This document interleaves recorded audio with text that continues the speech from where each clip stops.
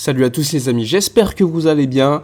On se retrouve aujourd'hui pour une nouvelle vidéo. Alors dans cette vidéo, on revient évidemment sur ce qui se déroule en ce moment, c'est-à-dire la Coupe du Monde, mais également des informations concernant le FC Barcelone. Alors on débute par une interview donnée par Frenkie de Jong ce matin, qui est sortie ce matin à un journaliste néerlandais, lors de la concentration avec la sélection néerlandaise. Frenkie de Jong s'est exprimé notamment sur sa situation à Barcelone. Il a expliqué qu'il se voyait encore 8 à 10 ans jouer à Barcelone, qu'il était très heureux quand il jouait à Barcelone, que la vie là-bas était parfaite, qu'il n'avait pas beaucoup de reproches à faire, que les seuls reproches qu'il pouvait faire étaient suite à la gestion du mercato concernant l'été passé, où il s'est senti mis de côté, où il s'est senti qu'on voulait le dégager.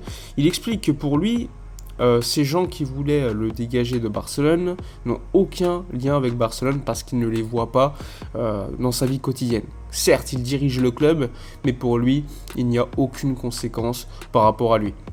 Il explique qu'il n'avait pas la sensation d'avoir été défendu par le club. Concernant Xavi, il explique que certes, Xavi en conférence de presse ne disait pas que Frenkie devait rester absolument, parce qu'il y avait une situation économique à gérer, et donc il comprend d'une certaine manière que Xavi était dans une situation difficile où il devait d'une certaine manière dire qu'il comptait sur Frenkie de Jong s'il restait, et de l'autre côté dire que si le club voulait le vendre, c'était compliqué pour lui de refuser vu la situation économique du club. Donc c'était une situation très compliquée, mais Frenkie de Jong explique qu'il n'a rien contre Xavi et que c'était la situation à ce moment-là pour lui qui était compliquée à gérer. Donc une interview où de Jong tire quand même sur le board. Il explique que son contrat a fuité dans la presse et que comme c'est pas lui qui l'a fait fuiter, logiquement c'est l'autre partie qui est au courant du contrat qui l'a fait fuiter, c'est-à-dire le board. Donc ça, je suis complètement d'accord avec lui. Le fait d'avoir fuité son contrat, c'était lamentable. C'était juste une stratégie pour le pousser à partir, ce qui est totalement, on va dire, une pratique, pas de voyou, mais c'est une pratique, on va dire, qui est très malsaine, surtout quand tu as un joueur d'un talent comme ça. Je trouve que la situation a été très mal gérée, et à la fin, on l'a vu, De Jong finalement était resté à Barcelone, et l'image du board par rapport à De Jong est mauvaise, et l'image du Barça par rapport à la gestion du cas De Jong dans le monde du football était également mauvaise. Donc on n'y a rien gagné à la fin de la journée. De Jong est resté, on a une mauvaise image auprès de lui concernant le board, et voilà. Donc encore une fois, je le trouve assez légitime dans le fait qu'il critique la gestion du board. Après, évidemment, peut-être pas le bon moment pour le faire aussi. On est en plein début de Coupe du Monde. Le club va plutôt bien en Liga. Je pense qu'il aurait pu le faire. Pas forcément plus aux médias néerlandais, plus aux médias catalans. Mais bon, ça c'est autre chose. Donc ça c'est concernant le cas Frenkie de Jong, qui on va dire s'est exprimé d'une manière assez dure auprès du board, même si on se rappelle que Laporta en public disait qu'il voulait que De Jong reste, mais dans les faits on sait tous que c'était pas forcément ce qui était fait. Donc ça c'est concernant le cas de Jong. Concernant le mondial, de manière plus générale, comme vous le savez, ça commence aujourd'hui, cet après-midi. On a appris hier que Benzema n'allait pas participer à la Coupe du Monde. Blessure avec l'équipe de France, c'est une catastrophe pour moi, une catastrophe pour les supporters de l'équipe de France, sachant que Benzema, il faut se rappeler qu'il n'a pas participé au mondial 2018, qu'il n'a pas participé au mondial 2010, qu'il a fait qu'un mondial dans sa carrière, c'est 2014. Donc c'est vraiment un gâchis pour lui, et également pour l'équipe de France, qui se retrouve avec Nkunku blessé, Benzema blessé, qui ne sera même pas remplacé selon Didier Deschamps. Franchement, ça devient très compliqué. La malédiction des éliminations très précoces des tenants du titre en Coupe du Monde, on se rappelle en 98... On se rappelle du coup, en 98, l'équipe de France gagnait le mondial, 2002, catastrophe. On va dire ensuite, 2002, le Brésil gagne la Coupe du Monde, qui sort ensuite en 2006 contre l'équipe de France très tôt dans la compétition. Ensuite, l'Espagne qui gagne en 2010, sort très très tôt en 2014. Rappelez-vous le Chili.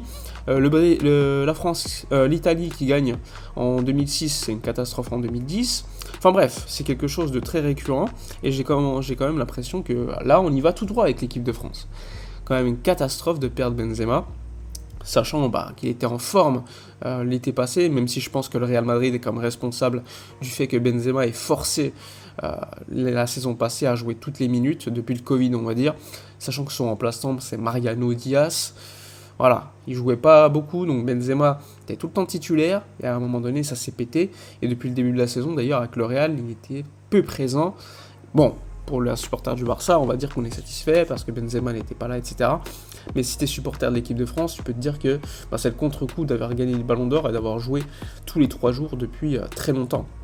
Donc ça, c'est une mauvaise nouvelle pour l'équipe de France, qui va devoir compter, on va dire, sur Griezmann et Kylian Mbappé pour essayer de faire la différence, pour aller le plus loin possible dans cette compétition. De l'autre côté, tu as Lionel Messi avec l'Argentine, qui va bien, qui s'entraîne néanmoins avec individuellement avec un coach personnel, parce que comme vous le savez probablement, Lionel Messi a une surcharge musculaire, donc ce qui l'a poussé d'une certaine manière à s'entraîner tout seul. Donc c'était un petit peu comme Varane, Benzema, avant que Benzema se reblesse. Sinon, côté argentin, il y a eu des départs suite à des blessures, comme vous le savez, notamment de Nicolas Gonzalez, pas le joueur du Barça, un argentin de la Fiorentina.